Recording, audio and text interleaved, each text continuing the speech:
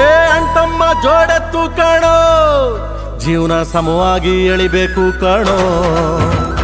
ಒಡ ಹುಟ್ಟು ಒಂದೇ ಸಾರಿನೋ, ನಾವು ಒಟ್ಟಾಗೆ ಬಾಳ್ಬೇಕು ಕಣೋ.